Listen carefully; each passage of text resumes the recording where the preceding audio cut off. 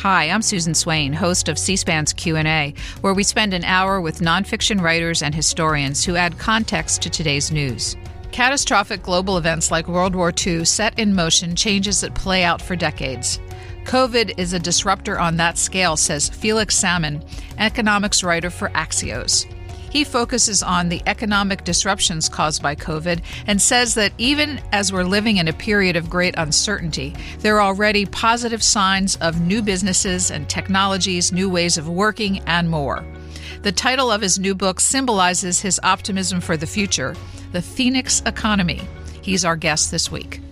Our conversation will begin in just a moment. Felix Salmon, we're about to talk about your new book, The Phoenix Economy. But let's start by having you tell people what your day job is. I am the chief financial correspondent at Axios, and I host the Slate Money podcast. What interests and excites you about financial reporting? Well, the thing that really, so if you go back to 2008 and the big financial crisis, that was this wake-up call where everyone realized that finance touches all of us, and it is deeply embedded in the systems and the relationships that we have. And it's not just, banking and central banks and economics and stuff. It's the money in our bank accounts and how that's a real thing, but also a completely made up thing at the same time. And if you can demystify it and if you can explain it, then that really helps people feel that they understand the world a lot better than they did if it's just this thing that they try not to think about. What is the thesis that drives your new book, The Phoenix Economy? The big thesis is that we are entering this thing called the new not normal, that the amount of volatility in the world is going to increase massively. There's a lot more downside, there's a lot more upside. We have to expect the unexpected, and that the sort of 70 years of relative peace and predictability that we had from, call it 1945 to 2015 are now very much over. And that what you can't do is what I think of as the Warren Buffett trade, which is just make a big bet on America getting better and become the richest man in the world. That things are going to be much less predictable than that. And we're going to have to be a lot sort of more epistemically nimble. I was interested in you describing one of the indicators of how significant COVID was something called the P1 measurement. Can you explain that? So this was something that was talked about quite a lot in the Barack Obama White House. Like at any given point in time, there's something called P1, which is like the thing that everyone cares about, the most important thing in the world. Jeff Zucker, when he was at CNN, when he was running CNN, really understood this, that there's one topic of conversation that everyone wants to be hearing about, talking about, and everything else is an also ran. And for most of the Trump years, that P1 was Trump. And, every so often there's a big natural disaster or an election or something that takes over. But for 2 years, from March 2022 through from March 2020 through February 2022, P1 was COVID. It was the thing that dominated the conversation. It was the only thing we thought about. It was the thing that controlled how we lived our lives. And for that reason, COVID became this incredibly important force. Socially, economically, it changed how we live, it changed where we live, it changed how we think, it changed what we believe in. It changed our whole attitudes to our own lives and created this resurgence of YOLO, you only live once kind of attitude that I write about in the book. And so in that sense, while the book is basically about how the world has changed over the past 3 years, really, it's not about COVID itself. It's not about the virus. It's not about the plague. It's about it's about the societal force of the pandemic. And one of the reasons why the COVID pandemic was so much more important in terms of like determining the future trajectory of the global economy than, say, the 1918 pandemic was because the 1918 pandemic was never in that P1 position, while the COVID pandemic, really was.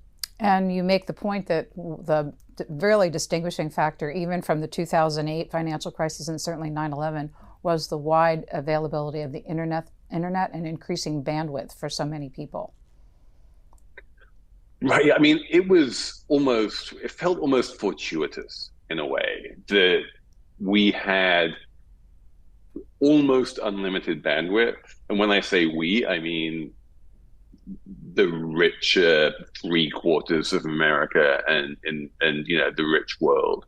But for people who did have almost unlimited bandwidth, that was a game changer in a way that people didn't really anticipate.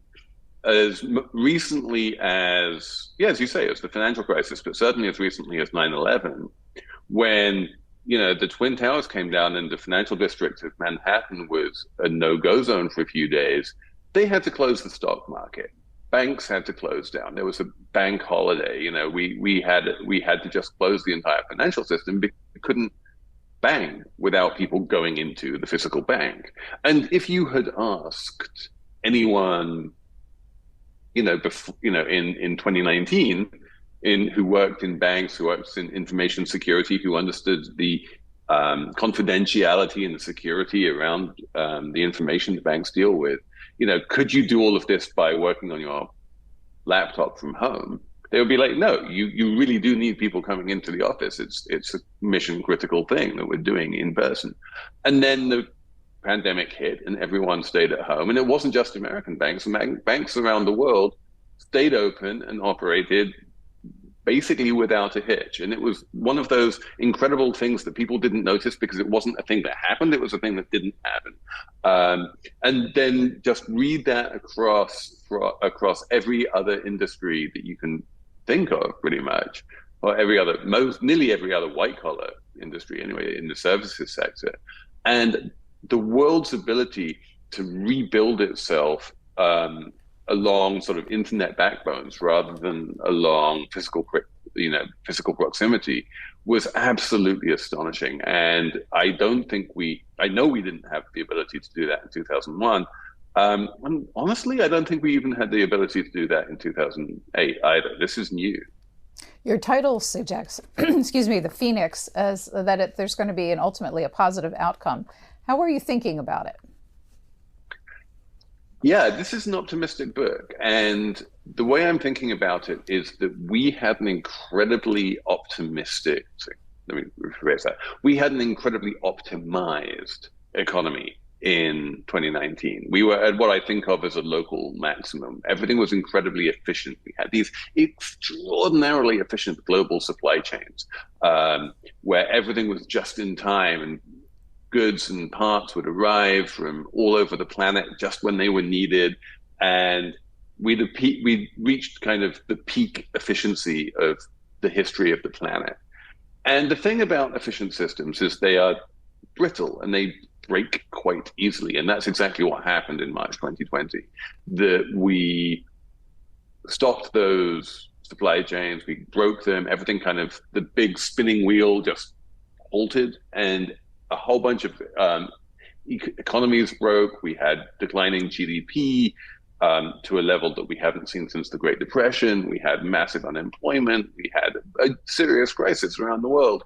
And a whole bunch of those efficiencies just broke. And what we did was we didn't just try to rebuild them as they were before. We rebuilt something very new, something very different, something, as I say, based more around the internet, based more around personal mental health, based more around personal happiness, based more around the idea that, we only have one precious life to live in this world and we should live it the best we can. One that pays much more attention to mental health, one that pays much more attention to local communities and to building supply chains even that are based among your friends and your community. And this new world that we're building has much more growth potential than the old one did, because we haven't reached that peak of efficiency. It's not very efficient. And so for that reason, it has much more upside than the old world did. It has more downside too. And I go into that in the book. But that's one of the reasons why I'm optimistic in this age of increased volatility, that if you have a highly volatile system, the worst that can happen is you lose everything. The worst that can happen is you go down 100%. The best that can happen is you go up 10,000%. You know, we're seeing hints of this right now in, you know, the hype around AI or the insane growth of Threads, you know, which hit 100 million users in 5 days. The upside we are seeing these days is absolutely enormous. And even if the downside is 100%, the upside can be, you know, so much bigger than that, that overall, I'm optimistic about especially the US economy, but also the whole world. As a writer, though, how difficult was it to capture what is clearly an evolving and dynamic situation? So I tried not to make predictions. What I tried to do in this book was to provide a few lenses through which we could look at things that arrive and surprise us and say, oh, you know, this is actually related to the pandemic in some way. And now I can understand what happened. There are 3 big sections in the book. The first is called time and space. The second is called mind and body. And the third is called business and pleasure. And these are just ways to think about the world more than they are descriptions of the world.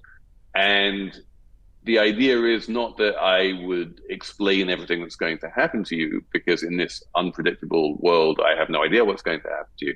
But I think what I've done, and you know, in the year or so between finishing writing the book and now, it certainly held true, is that a whole bunch of unexpected, unpredictable things have happened in that time. You know, we had a banking crisis with Silicon Valley Bank and a couple of others. And all of those things that happened and everyone kind of went, wow, that was unexpected, fit really neatly into the sort of framework that I've explained in this book. So I feel like it's holding up.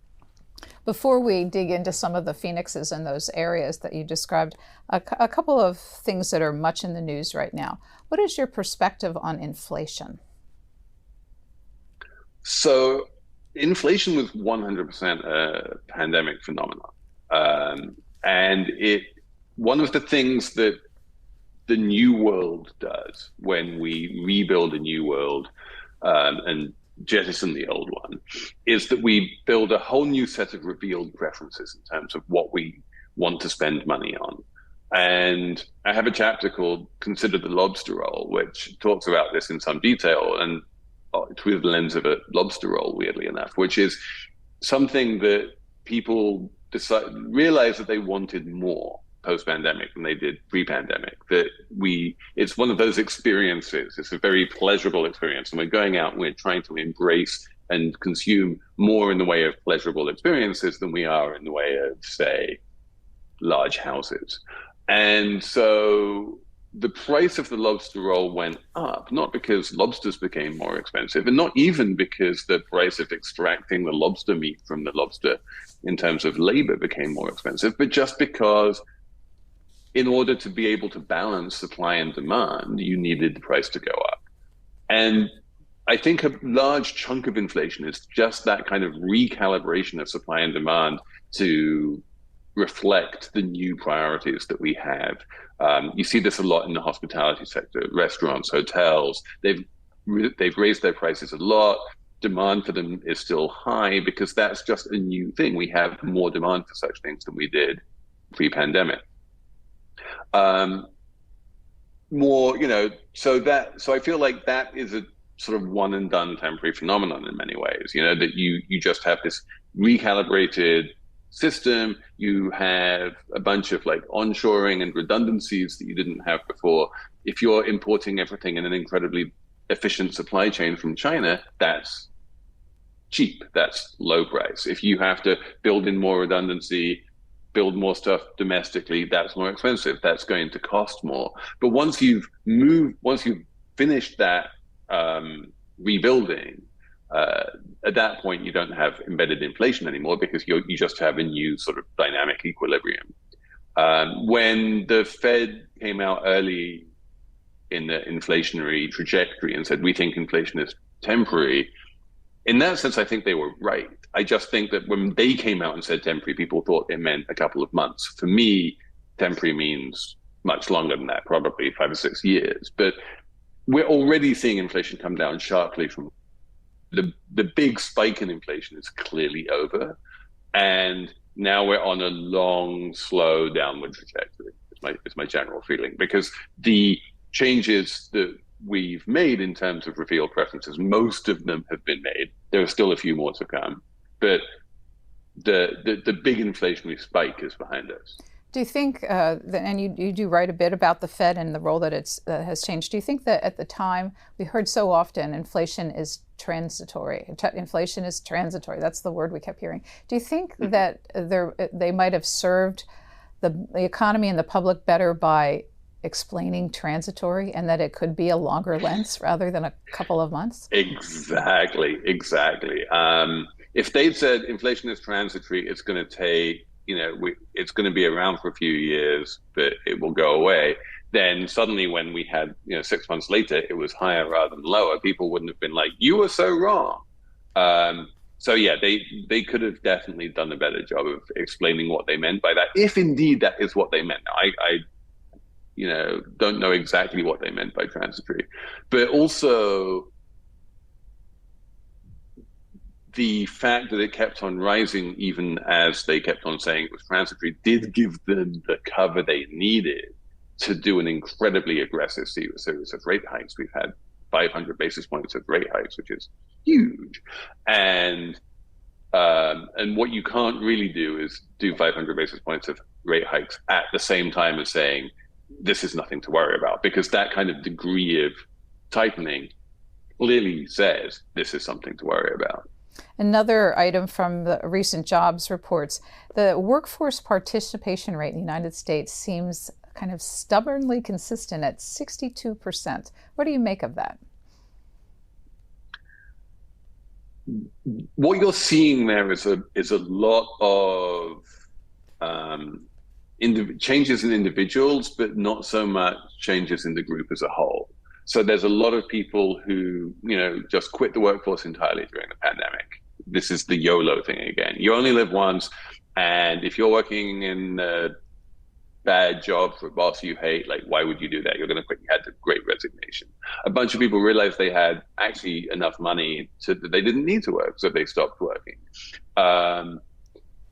A bunch of young women, apparently, especially, entered the workforce because they're like, this is something I can and should do. And the female labor participation rate is actually hitting new highs.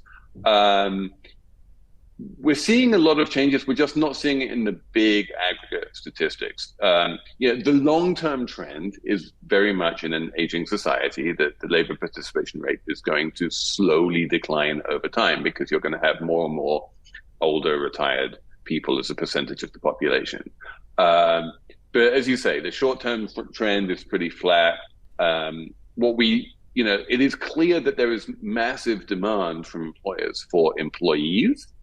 So they would love it if all of those prime age workers who are not employed right now would change their minds and decide to get a job instead. But that doesn't seem like it's going to happen. So if we're going to really achieve the economic potential of the country, then we're going to have to import workers. There's no other way to do it. We're going to need much more immigration because the domestic American workforce is kind of maxed out. People don't want to work any more than they're working right now. Which leads right into the very divisive immigration debate. So yeah, I mean, immigration is going to become ever more divisive, right? Like, we are entering this world of ever worsening climate change. Climate crises create migrants. Lots of, they create wars create migrants. They create, water shortages create migrants. And migrants create political division. Wherever you see a country with a lot of inward migration. You see a lot of politicians making hay about that and getting elected on a sort of anti-migrant platform of some description. At the same time, though, they also cause economic growth and economic potential. And if we can find a way to really embrace increased migration and increased immigration, then that would be one of the great phoenixes to come out of the future decades, because it's trillions of dollars lying on the sidewalk waiting to be picked up. If you are a poor Nigerian who immigrates to Norway, the value of your labor goes up tenfold. So, and that's just it's so obvious that we should be doing that more. And thinking about workforce participation and also combining with another theme in your book, which is that the COVID economy impacted generations differently. I saw this headline in Fortune last week. Half of boomers and late Gen Xers who took early retirement during the first COVID wave have fallen into poverty. So yeah, the poverty statistics are interesting. Poverty went down massively during COVID. It was the largest decline in poverty in US history. And inequality went down massively, partly for that reason. Globally, poverty is a slightly different story, because globally they didn't have the same sort of fiscal and monetary policy that the United States was able to muster. But in the United States, there was very good news on the poverty front. As you say, the people who retired early during COVID did that in that sort of YOLO mindset of, I'm facing a fork in the road. I can stay in my job and continue to earn money, or I can quit my job and prioritize other things that I need to prioritize, that I want to prioritize in my life, my family. And obviously, if you don't have a job, you're not earning money, that means you're going to have less money. There isn't a great social safety net in the United States. There was very briefly for a couple of years during the pandemic. We had the eviction moratorium. We had a whole bunch of stimulus checks. We had enhanced, child credits. We had a lot of things that helped people navigate a world without employer income, and those things have basically gone away now. And so at this point, those people are really realizing, oh yeah, no, this is definitely a cash poor life that I've effectively chosen. And I dare say some of them are regretting it, and maybe even some of them are finding difficulty. We would like to re-enter the workforce and are finding difficulty doing so, but we still basically have full employment right now, so it's not that hard. I think of this in terms of revealed preferences. There are people out there who, even when faced with severe shortages of money, have decided this is the life I want, rather than the life of employment. The big asterisk that I will add to that, though, and this is very, very important, is that when you're looking at boomers and older Gen X, COVID was a really, really nasty disease for millions of people. And long COVID is a really nasty disease for millions of people. And there are a lot of people who would love to work and are just newly medically incapable of working because they have long COVID and the after effects of COVID. And they are being driven into poverty because they don't have that income. And that is a national tragedy. And that is definitely part of what you're talking about. Newsy bit. Are you surprised that this is a summer of strikes? Is it really? I mean, well, there's certainly a lot being reported.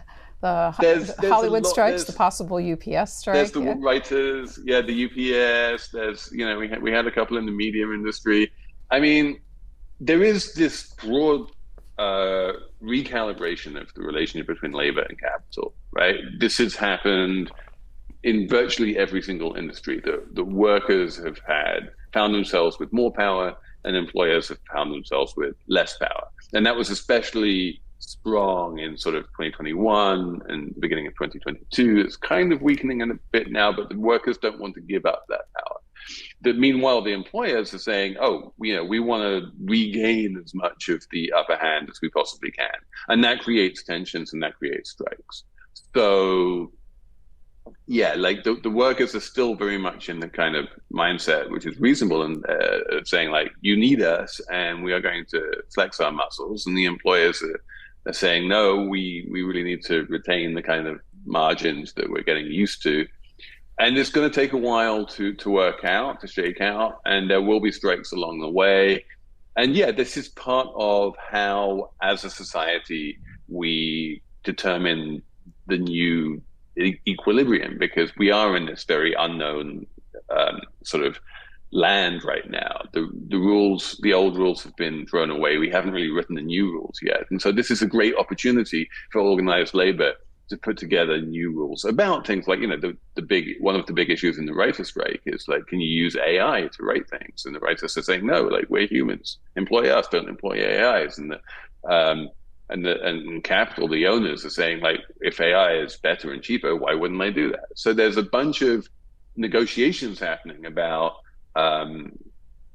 what the new sort of rules of the road and rules of the game are going to be. And when they become super fraught, then that ends up in strikes. But if you look not at the number of strikes, but the number of people on strike, it's not actually that high. Especially the big sort of days of organized labor are really behind us at this point. There are a few big unions left, but compared to a few decades ago, they're much smaller and they're much less powerful than they used to be still.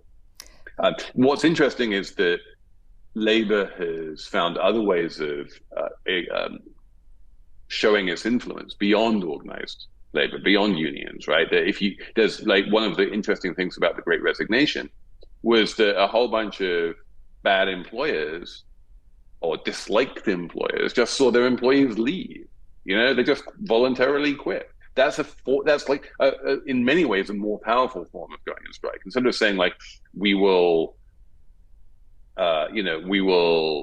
threaten to leave, you just leave, or threaten to stop working, you just stop working, you just quit. And employers, had to start really looking much more careful, like looking much harder to find workers. It used to be that they would be like, oh, you can quit, and if you do, we'll find another one, because there's a million people who would love this job. Suddenly there weren't any people who would love the job. And that was a real wake-up call to employers. And that forced them, in many ways, much more than unions did, to make their work life for their employees much more pleasant. And if you look at surveys right now, the workforce in America has never been happier. People are really happy in their jobs compared to how they were pre-pandemic, and that's a great sign. Well, jumping more specifically into some of the things you cover in the book, the chapter on business acceleration, you make the point that for all individuals, time really slowed down, but for the business community on the economic level, time sped up. What were the lessons and possible, what are the phoenixes that might rise out of this observation? So the example I give in the book is Microsoft Teams. A little bit like those banks we were just talking about. Microsoft was one of these big, lumbering, trillion-dollar corporations that moved very slowly, and they would try and develop software, and after 7 or 8 years, it would come out with some dreadful piece of software that everyone hated. And then suddenly, all of its workforce suddenly had to start working from home, and there was no real way of coordinating them anymore. And Microsoft was in a bad place in the beginning of the pandemic. Meanwhile, you had these two much younger, much more nimble companies, Slack and Zoom, who were just hoovering up customers and were stock market darlings, and everyone was like, we need these technologies to do remote work. And Microsoft, with this remote workforce and its inability to get anything done, moved unbelievably quickly to develop this brand new piece of software called Microsoft Teams, which in very short order managed to obliterate both Slack and Zoom. They're both, if you look at their share prices or their profits or anything like that, Slack had to wind up getting sold. Zoom is worth a tenth of what it was. Another really good example is Threads, which just came out. Again, like if you think of the great innovations that Mark Zuckerberg and Meta have managed to come up with over the years, there was the sort of pivot to mobile shortly after they went public around 2013, which took a while, and they eventually managed to get there. And then there was a couple of acquisitions, right, of Instagram and WhatsApp. But the idea of just being able to build something incredibly popular in the space of a few weeks, which is seemingly what they've managed to do with Threads, that wasn't something they were capable of doing before. It turns out these really big companies can move really fast and can be really nimble, and no one really expected that. We are at the halfway point in our conversation with Felix Salmon. He is chief financial correspondent at Axios and has a new book out called The Phoenix Economy: Work, Life, and Money in the New Not Normal. The chapter on personal investing had the interesting name of From Ladders to Trampolines. And this is a chapter that really might help explain for people in my generation some of the buzz and excitement around things like cryptocurrency and NFTs. So, yeah, that was a phrase that I stole from Kevin Roose at the New York Times. And basically, I'm Gen X, and as I explained in the chapter, Gen X is the generation of passive investing. We don't try and put our money in things that are going to go up 100 times. We just put our money in index funds and forget about it. Don't search for the needle in the haystack, just buy the haystack, as Jack Bogle of Vanguard put it. Boomers were a little bit different because they grew up before the age of passive investing, and so they would, try and find good stocks to own, probably over the long term. Again, that's that sort of Warren Buffett idea of like try and pick great companies with defensible moats and invest in them and just keep on buying them and you'll do great. Or just buy Berkshire Hathaway for that matter. And then all of that came to an end with the millennial generation because they didn't have money to invest. They had negative net worth a lot of the time because they had all of these student loans. They entered the workforce after the financial crisis of 2008 to 9, and so it was hard for them to find high-paying jobs. Rents were high, times were hard, and interest rates were at zero. So this, glorious eighth wonder of the world of compound interest turned out to be unavailable to them. You couldn't earn interest on your money. And so when the pandemic comes along and everyone's kind of stuck at home with a bunch of excess money, which they got in terms of like these stimulus checks, suddenly they're like, I don't want to try and make a sensible investment that's going to pay off in 40 years. That doesn't make any sense for how I'm living and what my life does. What I want is not to slowly climb the ladder. What I want is to jump on that trampoline and immediately get rich quick. And not only did people want that, but they could look around and see it happening all around them.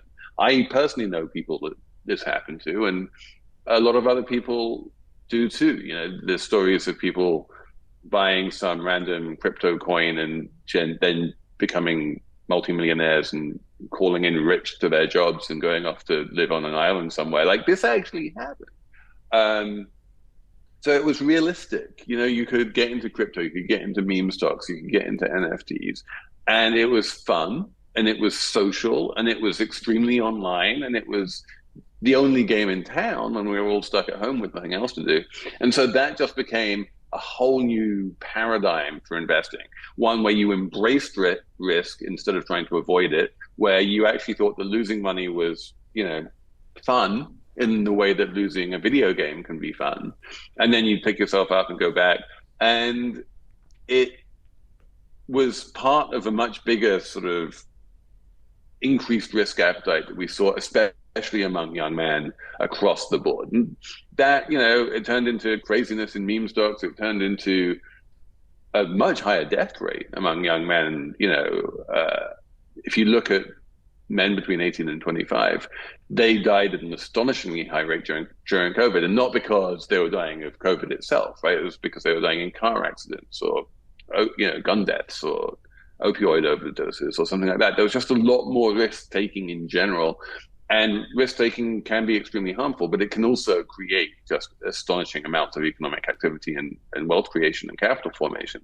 So, yeah, there are definitely two sides to this coin, but I feel that at this point, the dream of using the market in one way or another to get rich quick is going to be with us for a while, and the future opportunities to do that are going to arise, and people are going to jump on them in much the same way that they did in 2021. I liked your conclusion on this, which was those who would judge the young just need to remember that they are old and that the young have never listened to the old, and it's worked out okay. It really has, like even the boomers were young once, I think. So I'm told. I can attest to that.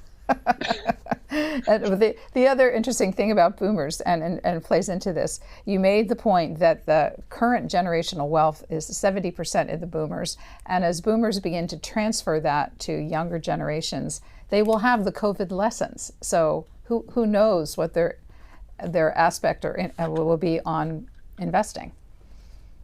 Right, and I remember talking to a very rich acquaintance of mine who, for reasons that completely escape me, wound up effectively giving his grandson some large chunk of money to invest. It was like six figures, something like that. And the grandson immediately goes and blows it all on meme stocks and cryptocurrencies, and it all kind of goes to zero. And the boomer grandfather was like, you know what? I'm kind of glad that he's learned his lesson that way, but I don't think he did. I feel like that's a very boomerish idea that if you lose money, that's like a bad, painful outcome, and you won't want to experience that again. Whereas I feel like for a lot of people who entered these markets with their eyes wide open, which is almost everyone, you don't get into crypto because you think it's safe. They were like, yeah, I'm going to take a high risk bet and I'll probably lose my money, but that's the game. And there's a small chance I'll end up making 1,000 times what I put in. And I'm willing to take that bet. I'm playing that lottery. And as you know, just looking around, the lottery is incredibly popular. This is a really big topic with a lot of ways we could go, but the geographic implications of workspace transformation. Let's start on the macro level. The impact on cities of the voluntary displacement of especially white-collar workers. So I live in New York, and there was a huge out-migration of boomers and older Gen Xers who had achieved a level of professional safety, could work from home, didn't want to be stuck in New York City during the pandemic, found a nice place in the suburbs or the countryside somewhere, and elicited a series of headlines about how New York was, dead forever, which were always ludicrous.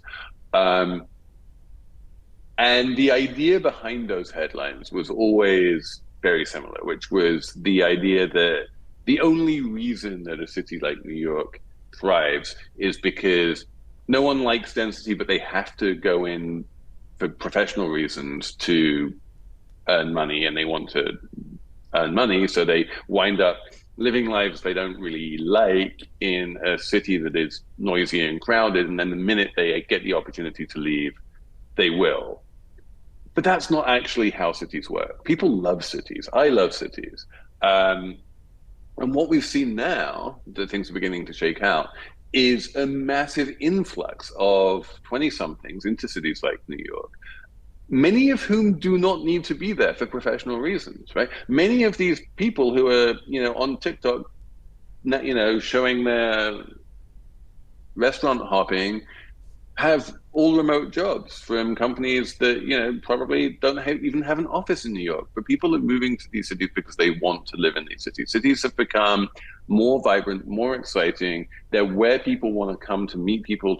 People have weirdly, I think the experience of being isolated from each other and not being able to touch each other for so long has reinforced in all of us the pleasures of being able to be around people, to be together with people, and to enjoy that kind of density. And so if you look at what's happening to younger people, like especially before they, start families, they're like really flocking to cities in a way that they hadn't pre-pandemic. And so you're seeing a big sort of rotation of the older people moving out, the younger people moving in, and people who really want to be there moving in, and the people who don't want to be there moving out, which makes the cities much happier places, much more alive places.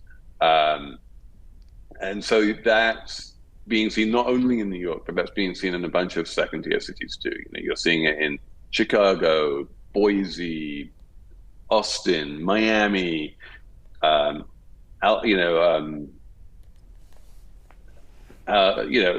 places in Georgia, Texas, Arizona, across the country. So that is profound, right? The long-term trend of urbanization that we see across the planet, that is happening in Africa, that is happening in China, that is happening, is also happening in the United States, and that has not been disrupted in any way. The type of living that we do in these cities, and indeed the type of living that we do out in the suburbs and the exurbs, that is changing. We have lost the love of great big spaces, and we prefer smaller, more intimate places with privacy. We don't want big cathedral ceilings anymore. We want a door that we can close and that we can have our Zoom calls without other people hearing us and without us hearing other people. So architecturally, there are very interesting implications to the way that residences are being designed. But in terms of the long-term trajectory, and this is centuries old, of like virtually every economy in the world becoming increasingly reliant on the output of cities, that has only really, as far as I can tell, that hasn't changed at all. Before we leave cities, one of the other aspects, not personal living, but all those commercial real estate leases that are going to be coming increasingly to term over the next few years, and the impact of that on the economy and what it means for the cities themselves with the change in income. Really great question. So a bunch of things are happening there. One is that the rents are going to come down. As you say, the leases are going to come due. The companies that used to be willing and able to pay top dollar for those leases are not going to want nearly as much space. They're going to want a little space, but they're going to really downsize. And so then that's going to free up a bunch of other space. And there aren't so many companies who are willing to pay top dollar for those spaces. So the value of those spaces is going to come down. Commercial rents are going to come down. That, I think, net is a good thing. It means that smaller companies and mid-sized companies who were never able to afford that top dollar are now going to find much more opportunity to be able to move into the sort of dense central business districts that they had previously been priced out of. So we're going to see a much greater variety of companies in downtowns, and that's great. We're going to see density come back into the offices, not because everyone is going to go back to the office, but just because we're going to have many more companies, in any given office building. With the lower rents are going to mean lower tax revenues, probably for cities. But if you look at commercial tax, commercial office taxes as a percentage of municipal income, it's really low. Even in a city like New York, the New York Comptroller just put out a report saying like this is within the rounding errors basically that we deal with in our budgets. This is not anything really big to worry about. And in terms of the owners of these buildings, the big landlords who own commercial office buildings, they will lose money, right? Their investments will go down in value, but they're precisely the people who can afford to lose money. So there will be a bunch of bankruptcies, right? A bunch of companies who own office buildings will declare bankruptcy, and then the office building will wind up being owned by someone else, one of the creditors, But like, as far as the tenants of that building are concerned, it doesn't matter who owns the building. It doesn't matter what the building is worth. What matters is like, is it a good building? Do I want to go to work there? What's the location like? These kind of things. Um, and the great thing about commercial real estate is it doesn't change. Like it can go through a series of 17 owners, all of whom go bankrupt, but the building itself is still going strong. They're bricks and mortar. They stand there. So we don't need to worry about the buildings, the physical buildings. All we need to worry about is the owners of the buildings, and frankly, they can afford to lose some money. So I am relatively sanguine about that. Obviously, you also have the opportunity here, in some cases, not all, to do commercial to residential conversions.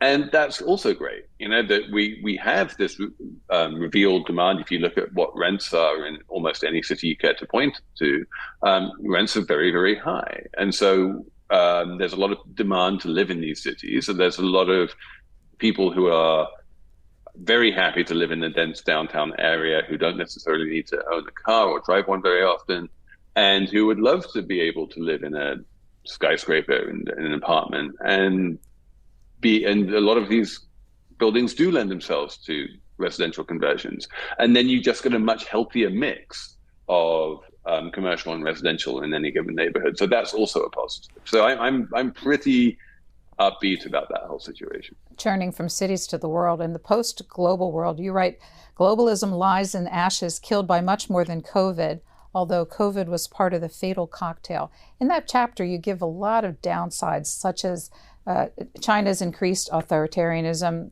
Hong Kong's lack of autonomy diminishing, Russia's invasion of Ukraine, the UK's divorce from the EU, coups happening around the country, and increased nationalism, which turns into more friction between countries. So where's the phoenix in all of that? It's a good question. And this, it's broadly an optimistic book. But I'm not going to try and, squeeze a bunch of phoenixes out of things which are clearly bad. And yeah, I liked the more global world. A lot of people didn't, but I thought it really helped in terms of reducing poverty and increasing opportunity around the planet. Like it was really good. And we are now leaving countries much more to their own devices. And while that does build resilience and it does build local economies, and those local economies can be very successful, you do lose a lot of economies of scale and a lot of natural cooperation. And, cooperation, if you look back to that 70-year period after the Second World War, is great. It's great for preventing wars. We now have a major war still going on in Ukraine, which is just unbelievably deadly and terrifying. There is a constant threat of another major war over Taiwan. And we don't have the kind of economic ties anymore that we used to have, where everyone's like, well, we can't possibly go to war with each other because our economies are too intertwined. They exist to some degree, but they're weakening very rapidly. So we are going to see a more regional world. We are going to see a more local world. I think this is good for maybe good for the United States, which is, a continent-sized economy with complete freedom of labor and movement and freedoms across the country. But even within the United States, we're seeing sort of a balkanization, and we're seeing increasing differences between the states. We're seeing, people moving out to states where they don't have abortion rights and that kind of thing. So we're seeing a bunch of barriers going up, and the, early part of the book talks about how we created barriers and how barriers are very natural in the time of plague, and barriers go up much more quickly than they go down. And it's going to take a long time for those barriers between countries and barriers within countries and barriers between communities to come down. That will help strengthen the communities to some extent. But yeah, no, I would say on that front, the global downside is bigger than the upside. We have about 8 minutes left, and because this is C-SPAN, I do want to get to the thinking you're doing around money? Because earlier in our conversation, you referenced that people's conception of money changed. And in this particular chapter, you talk about our government particularly, but other governments as well, beginning to think of money as a social construct rather than objective reality, a tool of both foreign and domestic policy. What's the implications of this? It's super profound, right? People don't believe in this made-up thing called money as much as they used to. And one of the reasons is that most of us woke up in the morning and found $1,400 in our bank account and did that more than once. We were like, whoa, this is just magic beans that have appeared out of nowhere. And we realized just how much money was something that governments control rather than like an objective fact of the world. Much more profoundly than that, we also saw during the pandemic extreme sanctions being levied on Afghanistan when it got taken over by the Taliban and on Russia when it invaded Ukraine, to the point at which those countries' foreign reserves, which was like actual money that they were holding for their own, national wealth, just basically evaporated. They had no access to that money anymore. That money was on deposit at the New York Fed, and the New York Fed basically just turned around and said, you can't have it anymore. And so in that sense, money was used very, very aggressively as a tool of foreign policy. We cut off Russia from SWIFT, which is the global banking system, global banking messaging system. And, and that was before we did it, everyone talked about that being the nuclear option, because money is so important. We were like, nope, we can do that. We can just take that whole country and isolate it in terms of payments. So what we've realized is that money is a very political thing, and the dollar is a very political thing. Henry Farrell has a new book coming out about this, which is fantastic. And trying to understand what it means to be worth something, what it means for money to have intrinsic value in a world where it's just governed by governments. I've been writing a lot about this proposal that the world's governments print 2 trillion SDRs, which are these, weird things that the IMF invented to help fight climate change and fight poverty globally. And all of this is just part and parcel of how fiat currencies work and how fiat currencies have always worked. But governments have historically been very shy to really use their power to its full extent. And now I think they're much less shy. And that's going to have a profound effect on how people and how governments and how legislatures and executives think about money and the ability to use it to further whatever ends they have. 5 minutes, and I want to get income inequality on the table, because you really described a barbell, especially in the United States, where some of the poorer fellow citizens actually did better during the pandemic. But both here and globally, billionaires were the biggest winners. What caused that income inequality to be so disparate? So income inequality was massive pre-pandemic, and it declined broadly during the pandemic. The billionaires got richer, but on a percentage level, the poor got richer even faster than the billionaires. Obviously, they didn't see their individual wealth go up by billions of dollars like the billionaires did. But you saw inequality within countries generally going down, and inequality in the rich world generally going down. The poor world was a different story, because the poor world didn't have the ability to use massive amounts of fiscal and monetary policy to just flood the country with money and wealth and economic stimulus. So in places like sub-Saharan Africa, the story is very different. And one of the reasons why people are talking about issuing all of these SDRs. In the rich world with the billionaires just got rich because there was just so much more money. If you massively increase the amount of money in the world through fiscal stimulus and through monetary policy, then given the way that the financial plumbing of the financial architecture works, like a whole bunch of that money is going to find its way into the pockets of billionaires. In fact, and those pockets, by the way, are going to be physically held in places like Silicon Valley Bank, and then when all that money flows into Silicon Valley Bank, this is, one of the wonderful, weird, unexpected consequences of the pandemic. That actually causes a banking crisis. That was a banking crisis of banks having too much money. If all of this money there's a bunch of ironies and paradoxes here. But yeah, the inequality situation broadly is good. It is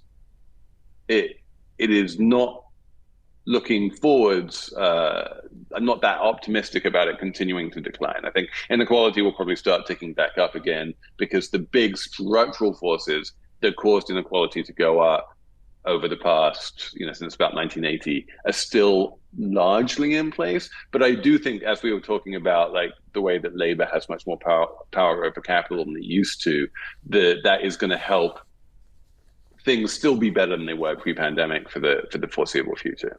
Well, as we close out here, this is, as you said, generally an optimistic book, the whole concept of Phoenix. So, but I was struck by you were looking particularly to the kind of creativity that might still be on the horizon based on the extra time that people had on their hands. Will you finish with some thoughts on where you think that might go in the next couple of years? Yeah, we're just an incredibly inventive species, right? And as I say, we're happier now than we ever have been at work. A lot of us quit our jobs. Famously, Shakespeare wrote Macbeth and King Lear during plague. Being the pandemic gave us this YOLO theme that is throughout the economy and throughout the book. And people are really embracing their dreams and following their dreams. And a lot of those dreams are creative. And creativity creates not just art, but it creates commerce and it creates companies and it creates wealth. And I think that's one of the big reasons why I'm so optimistic, is that I just see, opportunity of creativity more broadly distributed than it's ever been. People anywhere in the world, as long as they have, an internet connection, basically, can really change the planet in the way that they hadn't been able to before. So I think we are only at the beginning of seeing the huge opportunities that were engendered by us being forced to just take another look at our lives and say, like, how do I actually want to live this? Well, one of the data points on that is the increasing number of small business licenses that are being sought. Massive. Like, entrepreneurship is through the roof. Even when, restaurants were basically banned in New York City and indoor dining was banned, we saw more new restaurants being opened than in pre-pandemic times. Yeah, people are really wanting to go out and start new things. Well, that's a very optimistic note to end on in a book that's titled The Phoenix Economy. Thank you so much. Let me give the full title for people who are interested. The Phoenix Economy, Work, Life, and Money in the New Not Normal. Felix Salmon is the author, and you can read him regularly as well in Axios. Thanks so much for spending some time with us. Thank you. It was a great pleasure. Thanks for listening to C-SPAN's Q&A. Remember, if you subscribe to this podcast, you'll never miss an episode. And I'd really like to hear from you about our interviews. You can email me at podcasts, that's podcast with an S, at c-span.org. Your feedback is welcome.